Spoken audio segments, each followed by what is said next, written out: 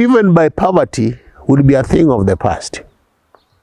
Crime as a result of sickness, as a result of psychological sickness, may still be there. But that can now be dealt with. People can be treated. People can be put in an atmosphere where they get an education, they get educated, where they get inspired to live their devious ways, stop crime, stop offending others, stop destroying society, and make a contribution to the welfare and well-being of society. That is what the vertical system will ensure. You see, there is a lot of misplacement in the horizontal system. We have people doing things that they are being forced by circumstances to do. We have people employed as teachers, yet that's not what they wanted to be in life. They wanted to do, they would rather be doing something different. But they are teaching because that's the only way they can earn a livelihood. We have people even doing some very respectable jobs. We have engineers who, that was not what they wanted to be. But they have been forced by circumstances to be engineers. We have people who have become doctors, yet that is not what they really love doing. But they have been forced by circumstances, whether it is parental pressure, whether it is societal pressure, whether it is because they feel that's where the money is, that's why they have become doctors. But now in a vertical system, we are saying everything will be driven by love, a labor of love. What do I love doing? I love singing. So I earn my livelihood from singing. I love dancing, entertaining. So I earn my livelihood from entertainment. I love farming. So I earn my livelihood from farming. I love beauty, drawing. So I earn my livelihood from drawing.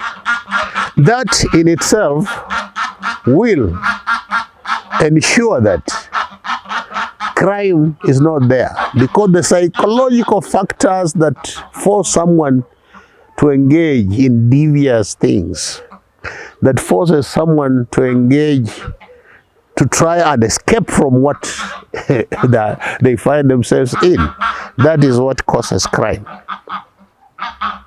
That you want to escape from, you are a doctor. You don't like what you are doing at all. You don't like the fact that you are interacting with the patients all the time. You don't like the fact that you are in the surgery room all the time. So what happens? Maybe you resort to alcohol. In the process of resorting to alcohol, you may commit 1 or 2 crimes, maybe a traffic one. Or maybe you may hurt someone else. You may hit someone because you are high, you are drunk. Those are crimes that are fostered by people finding themselves in the wrong places. That you become a square peg in a round hole, so you don't fit. Why? Because of the bad system of schooling, which we call a system of education.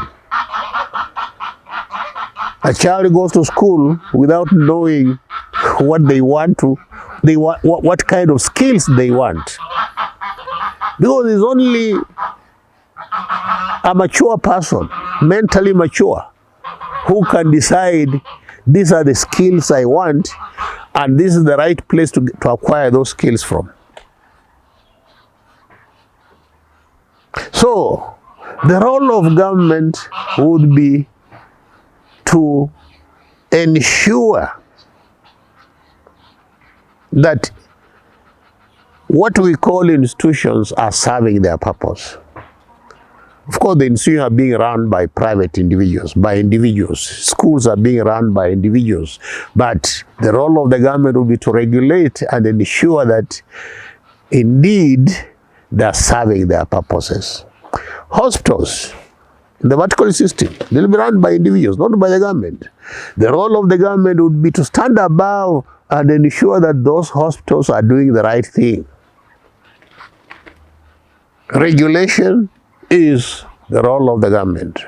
The government cannot compete with its citizens in running businesses, in running institutions, in creating things, in manufacturing things. A government cannot be creative. It's only individuals who can be creative. Therefore, we don't expect a government to create anything. We don't expect a government to innovate, because only individuals can innovate. If we talk about a government innovating, we are saying that the government employs people to innovate. A person who is employed is not a free person, because that's the reason why we are eliminating the labor market, so that people can be free to innovate and to be creative. Now, has there ever been that system of government in place? There hasn't. We have had feudal systems. Before the feudal system, we had the communal system, where a society was ruled by superstition and taboos and fear. Then we had the feudal system, where there was this open slavery and slave trade. And the government role was to promote that. Then we have the capitalist system, where the government is competing with its own citizens. Then we have the communist system, where the government owns everything. All the individuals are slaves to the government. Now, here we are talking about a system that frees the individual. You can imagine the amount of energy that will be unleashed into the universe when everyone is doing that which they love. When everyone is in school to learn something they love doing. Can you imagine that system? Where I go to school because I've identified what I love doing, and I want to acquire the skills to enable me to do that even better. That's the system we are talking about. Today, people go to school without knowing what they want later on. So, they keep speculating. Some don't even know. Even at 30, they are not sure what they want to become. But now, we are talking about a system where you have sat in a neighborhood assembly. That neighborhood assembly has everybody. It has a doctor, it has an engineer, it has a lawyer, it has a teacher, it has a mason, it has a plumber, it has a mechanic. And you are seeing what these people are doing. You are seeing the way they talk. You are seeing how they dialogue. You are seeing their dreams. You are sharing their fears. So from that, you get educated, you get inspired. You may want to heal these people's fears. So, you become a healer of the fears of the people. You may want to see how to cure their folly, the foolishness that you are seeing around that community. You want to cure. So you choose to do that. That's why you say you will be inspired by both the good and the evil you are seeing within that neighborhood assembly. And from there you can choose, this is what I want to pursue. Because having sat with these people from the time I was born until age 16, there's so much I've learned. And this is what I want to be my contribution to society. And therefore, I go to school to acquire the skills to enable me make my contribution to that society. And then I don't go to a school that is an institution. No. I go to a school that enables me to practically learn everything that surrounds what I've chosen I want to become. If I've chosen I want to be a teacher,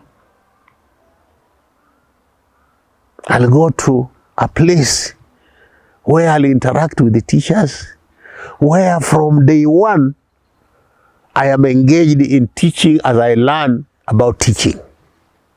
From day one, engaged in teaching as I learn about teaching. If I want to be an engineer, I go to an institution, a place where from day one I'm practicing engineering as I learn how to be an engineer.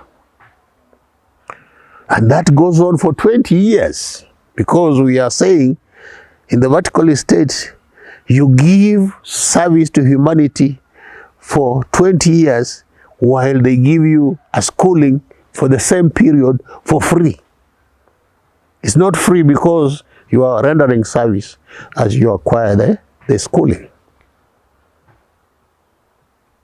And the role of the government, as we said, we were discussing the role of the government. The role of the government is to oversee that, to see that that is happening smoothly.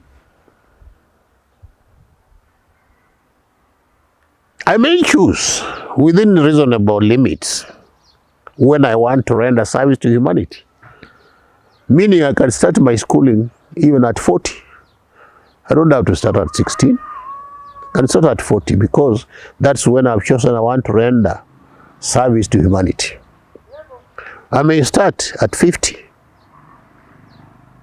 There are certain things that maybe you do better when you are at 50. Maybe you want to join politics. You may say that, oh, let me start at 50. But otherwise, there will be that opportunity to render service to humanity from age 16. From age 16, you can start rendering service to humanity until for 20 years. You can divide it into 2 or into 3. You can say, I'm going to render service to humanity for 10 years. Then break off for 5 years or 10 years, then come back and continue rendering service. It is free because we are talking about a system that enhances freedom. We are talking about a system that defines education as freedom. That education and freedom are the same thing. And therefore, as I sit under the feet of these foolish people, clever people at the neighborhood assembly, these idiots, these geniuses, they're all mixed up. As I sit at their feet and get inspired by their foolishness and their wisdom, I am actually getting freedom. It is freedom I am getting. Freedom from ignorance, freedom from everything.